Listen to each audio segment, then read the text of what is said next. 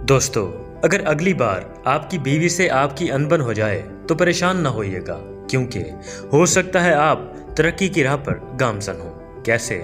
आइए वीडियो में आगे चलकर आपको बताते हैं। कहानी की शुरुआत कुछ यूं होती है कि यूरोप जाने वाले अफराद स्विस एयरलाइन से अच्छी तरह वाकिफ होंगे। ये स्विट्जरलैंड की कामयाब तरीन कंपनियों में से एक थी। इसका मुनाफा और मुसाफिरों की तादाद आए रोज बढ़ रही थी और लोगों ने इसका हैरत अंगेज मुनाफा देखकर ये कहना शुरू कर दिया कि अरे ये तो उड़ता हुआ बैंक है। मगर ये कामयाब तरीन कंपनी किसी नाकाम रॉकेट की तरह जमीन बोस हो गई। 2001 में कंपनी खसारे में गई और अगले ही साल कंपनी दिवालिया हो गई। तज्जियाकार हैरान रह गए, फाइनेंस के माहिरीन भी हैरान थे और साइंसदान गौर व फिक्र करने लगे। ऑस्ट्रेलिया की यूनिवर्सिटी ऑफ एडिलेड ने इस पर तहकीक करवाना शुरू की और तहकीक के नताइज बहुत हैरान कुन थे। एयरलाइन ने जब देखा कि वो तेजी से तरक्की कर रही है तो उसने कई छोटी एयरलाइंस को खरीद लिया। उसने अपना हुजम पहले से कहीं ज़्यादा बढ़ा लिया।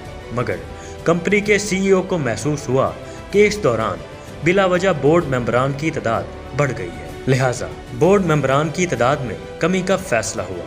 तो जिस तरह हर जगह होता है कि बोर्ड के मेंबरान अपने हम ख्याल लोगों को ही अपने साथ रखते हैं, उसी तरह इस कंपनी के सीईओ ने भी किया और अपने जैसे हम ख्याल लोगों को रखकर बाकी अफराद से माजरत कर ली।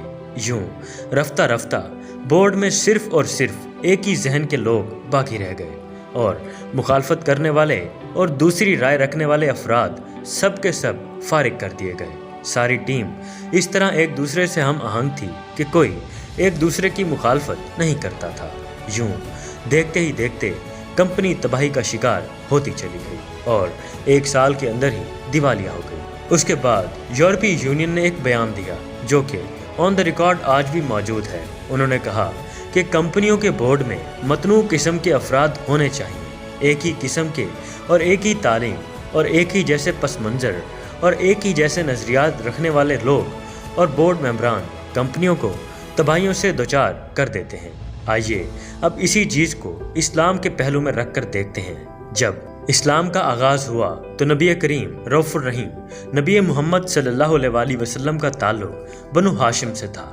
उसके बाद आपके दस्ते रास यानी पहले खलीफा हज़रत अबू बकर सिद्दीक़ रज़ी अल्लाह ताला अन्हु का ताल्लुक दूसरे कबीले बनु तईम से था। उसके बाद हज़रत उमर रज़ी अल्लाह ताला अन्हु का ताल्लुक बनु अदी से था। उनका मिजाज और मजाक यकसर जुदा था। उसके बाद हज़रत उस्मान गनी रज़ी अल्लाह ताला अन्हु की बारी आती है और उनका ताल्लुक बनु उमैया से था। वो एक ताजिर थे और नामवर खानदान से ताल्लुक रखते थे। मुख्तलिफ मिजाज और मुख्तलिफ मजाक और पस मंज़र से ताल्लुक रखने वाले ये अफराद और हजरात आप सल्लल्लाहु अलैहि वसल्लम के मुशीर ख़ास भी रहे। यूं मशवरों में इसी तनों ने इस्लाम को चंद सालों में ही दुनिया पर गालिब कर दिया। मजीद ये कि हर इदारे में हम ख्याल लोग रफ्ता रफ्ता इकट्ठे होते जाते हैं, जिसका नतीजा ये निकलता है कि कंपनी की रफ्तार सुस्त पड़ जाती है और हर मीटिंग में पुराने हम ख्याल लोग दोस्ताना माहौल में जमा होते हैं। उन्हें अंदाज़ा होता है कि मसला क्या होगा, उन्हें यह भी पता होता है कि हर शख्स की राय क्या होगी और उन्हें यह भी मालूम होता है कि फ़ैसला कैसे होगा और क्या होगा।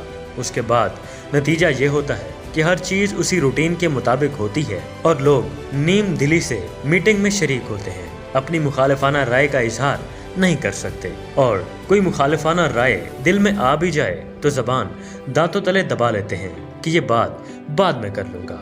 इसी तनाव में अगर आपके घर में आपकी बीवी से अगली बार आपकी लड़ाई हो जाए तो परेशान न होइएगा। हो सकता है आपका घर तरक्की कर रहा हो, क्योंकि आपने ऊपर एक पूरी कंपनी को ज़मीन बोस होने का वाक़या सुन चुके हैं। और अगर इस बार कोई वर्कर, आपका कोई शागिर्द या आपके घर का कोई फ़र्द मीटिंग में आपसे मुत्तफिक ना हो तो कम से कम दिल ही दिल में उसे दाद ज़रूर दे दीजिएगा, क्योंकि ऐसे ही लोग घर, कंपनी और किसी भी दुकान को आगे ले जाने के लिए कारगर साबित होते हैं। तो दोस्तों, ये थी आज की वीडियो। कैसी लगी कमेंट सेक्शन में ज़रूर बताइएगा और वीडियो को लाइक एंड शेयर भी ज़रूर कर दीजिएगा। मैं मिलता हूँ नेक्स्ट वीडियो में, तब तक के लिए अपने भाई को इजाज़त दीजिए और चैनल को सब्सक्राइब भी ज़रूर कर दीजिएगा। शुक्रिया। अल्लाह हाफिज़।